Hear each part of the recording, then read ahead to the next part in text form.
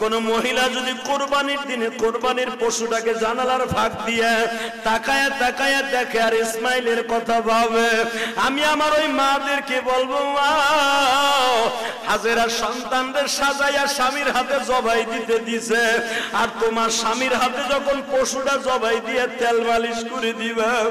এই পশুটাই দিয়া বলবে, ও জাতির পিতা ইব্রাহিম, সুন্নাত আবিকুম ইব্রাহিম, তোমার সুন্নাত আদায় করতে যাই মহিলাই গরুটারে খৈল ভুসি খাওয়াইছে, এই মহিলা গরম পানি করে দিয়ে আদর করে দিছে, এই মহিলা দারোয়ানকে বলছে, গেটম্যানকে বলছে গরুটারে সুন্দর করে গোসল করা। মনে রাখো গো মা, এই জন্যই দেখবেন গরু কিনবেন আপনি,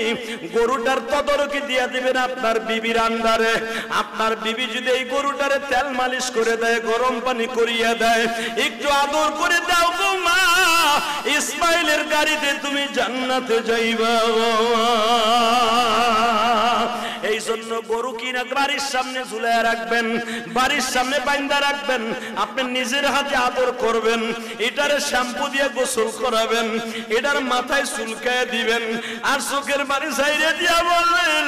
হে পশু রে, তোরে আমি কিনছিলাম, তুই আমারে পাপের থেকে বাঁচাই দিয়ে গেলি। লাইয়ান আল্লাহ লুহুমুহা ওয়ালা দিমাউহা ওয়ালাকিন ইয়ানালুহুত তাকওয়া মিনকুম। আমার আল্লাহ কোরআনে বলে, আমি গোশত হাড্ডি মাংস কিছুই খাই না রে বান্দা, আমি তোর অন্তরের দিকে তাকাই, পশুর দিকে তাকায় যখন তোর চোখের পানি পড়ে,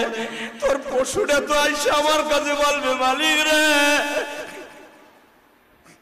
কোটি কোটি পশু গাবতলির হাটে, হাসনাবাদের হাটে, পোস্তগোলার হাটে, মিরপুরের হাটে, ক্যান্টনমেন্টের হাটে, আল্লাহ এমপি সাহেবের বাড়ির সামনে, আল্লাহ কত আলোকদের মাঠে কত লাখ লাখ গরু আসছিল, সবাই কিন্তু বিক্রি হয় নাই। কেউ গাড়ি বলিয়া লইয়া গেছে ফেরত, আমারে তুমি তোমার এই বান্দার বাড়ি পাঠিয়ে দিছো, মালিক আমার কোনো দুঃখ নাই, আমার গলাটা পাতায় দিব চাকুর সামনে, কিন্তু তুমি আমার সাথে একটা ওয়াদা দাও, আমি তো তারে বাঁচাই দিয়ে গেলাম, কিন্তু ও তো বাঁচবো না,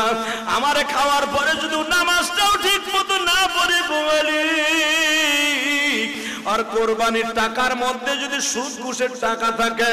মানুষকে মাইরের টাকা থাকে, আমি রব্বে কারিমের কাছে তোর বিরুদ্ধে আদালতে নালিশ করব। আল্লাহ আমারে হারাম টাকা দিয়া কিনিয়া কোরবানি ওয়াজিব আদায় করতে চায়, মালিক করে জাহান্নামে না দিয়া পর্যন্ত, ইয়া লাইতানি কুনতু তুরাবা, আমি পশু কোনোদিন মাটি হব না।